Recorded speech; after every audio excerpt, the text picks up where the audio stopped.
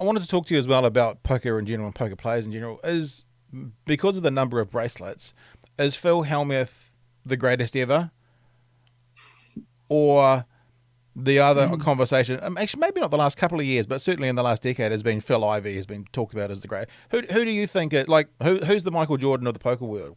The greatest there was and potentially will ever be. I would say, I mean, Phil Ivey to me is the best who's ever played poker in terms of because he's a just a good player overall. Yeah. He's good at a variety of different poker games, not just Texas Hold'em.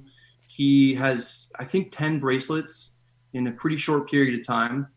Uh, and he's really, really good at cash games as well. So he's not just a tournament player. Whereas Helmuth, I would say, and I think that he would probably agree with me, is mainly just good at tournaments. You know, he's Right. not nearly as good in cash games.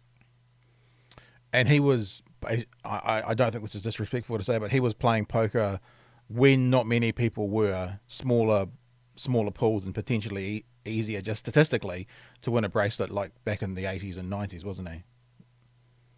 Yeah, so his first bracelet he won, I believe, in '89. I Right. think he was the youngest one to win the main event. I think he was 24 at that time. Wow. But he's won plenty of bracelets recently. So against really, really tough fields. And so I think that you can say hands down he's the best tournament player. I don't think that's unfair to say, and he's still relevant, which is more than you can say for a lot of his contemporaries like 20 years ago. Yeah, that's very true. Are there people in the game at the moment, sort of the elder statesmen that you look up to personally, and you kind of I want to emulate them? Uh, yeah, I mean Phil Ivey seems, he's that person for me. I Right. just think he's the coolest, and super talented, and just the way he handles himself, everything about him seems cool. Have you had a chance to play with him very much? No, I've only seen the back of his head once, really.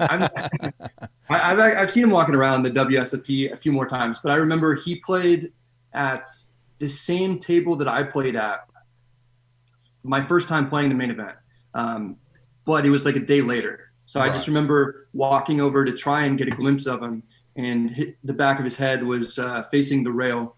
So that was all I could see at that time. But I've seen him uh, walking around the Rio during the World Series of Poker a few other times. But I haven't had any conversations with him. He's like the one big name in poker that I haven't had any real personal experiences with.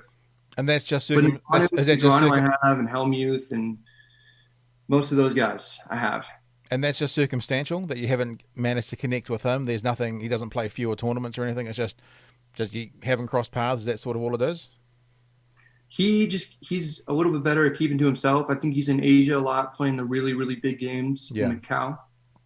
And so uh, he's not like a content creator as well either. So like Negreanu is a content creator, so we go to the similar functions. We're in the same spaces, so we're Right. more familiar with each other.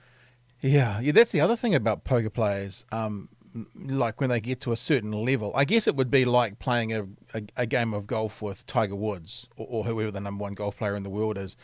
Invites to places in Asia, especially, seem to be on the table. Come across and we'll pay you $1 million to come across and just play at our table, sort of thing. That's a nice perk that some of the top guys would get. And I'm not suggesting that that's happened to Phil Hellmuth. I don't know the numbers involved, but being a sought after just to basically sit at our table and play, please.